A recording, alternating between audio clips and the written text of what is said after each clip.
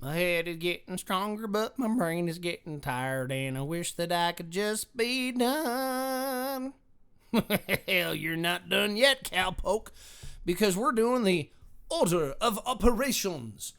But we're going to do it together. We're going to have a good time, and we're going to solve stuff in the correct order. Now, the good news is the order of operations works every time for these things.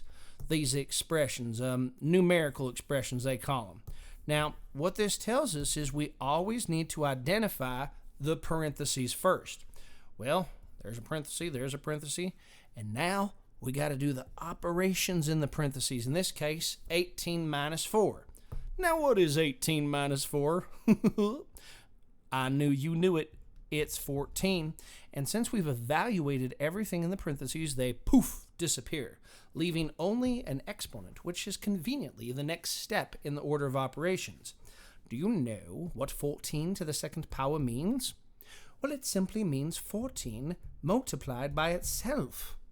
And of course, everyone knows that 14 times 14 is 196. I may or may not have just used a calculator, but there you have it. The value of that numerical expression is 196. Don't you dare make fun of how I wrote those nines. But I know what you're wondering. You're like, but what would happen if we got rid of the parentheses? That's what I just did. What is going to happen to the value? Is it going to increase? Is it going to decrease? Will it stay the same? Let's dive right into it. So the first step's done because there are no parentheses to do. So we move on to the next step, which is exponents, which we do have an exponent. We have a 4 to the second power, which we know just means we're multiplying 4 by itself twice. And for those of you that passed off your times tables in 3rd grade or whatever grade it is, you know that 4 times 4 is 16, which leaves us 18 decreased by 16. 18 decreased by 16. Sorry, I had an alarm going off. 18 decreased by 16 is 2. And so, parentheses matter. Look, in the first problem, the answer was 196. Getting rid of the parentheses gives us an answer of 2. But I know what you're saying. You're like, oh, please don't stop. We need another example. Well, because I like you, I'm going to do another example right there. Kind of looks scary, but it really isn't, because we're just following the same order we always do. We got parentheses first. And in those parentheses, we got ourselves an exponent. Look at that. So let's go ahead and do that. We know that things raised to the second power just means we're multiplying it by itself twice. In this case, 3. 3 times 3 is 9. So now we're left with 9 increased by 2 times 9. And now we move down to the next step. Multiplication and division before addition and subtraction. So let's do this multiplication first. What's 2 times 9? 2 times 9 is 18, which now leaves us 9 plus 18 for the win. And 9 plus 18 is, in fact, 27, which means the value of this expression is 27. Now, I know what you're asking. You're asking, but what would happen if we messed with the parentheses again? Boom! I have messed with the parentheses. Is it going to change the answer? Do parentheses matter? You bet they do, and I'm going to prove it to you. So, parentheses. We have to do those first. So, let's do the operation inside these parentheses first, which happens to be addition. 9 plus 2 is, in fact, 11. I have evaluated everything in the parentheses so they can flutter away, and I can even use this little dot to indicate multiplication, because now we have 11 times 3 raised to the second power.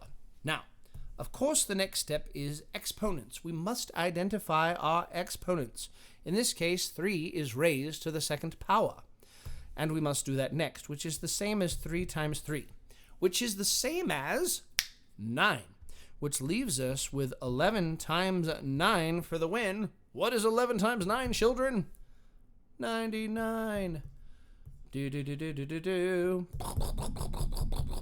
There's your fireworks. Did moving the parentheses change the value of the expression? Sure did. 27 versus 99, totally different. Now I know what you're saying. You're like, but I want to do an algebraic expression. Speak no further. I got one right here. An algebraic expression just means you got yourself an unknown. You got yourself a variable. But sometimes the math people are nice to us and they tell us what that unknown is. In this case, the value of x is 8. So, to change it magically from an algebraic expression to a numerical expression, we simply need to plug in the value of x for x. So let's go ahead and rewrite this expression with the value of x, which is 8, plugged in.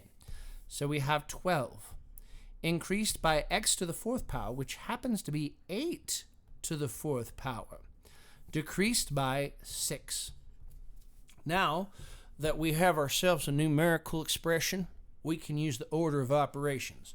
Are there any parentheses? No. Are there any exponents? Yes. What is the exponent?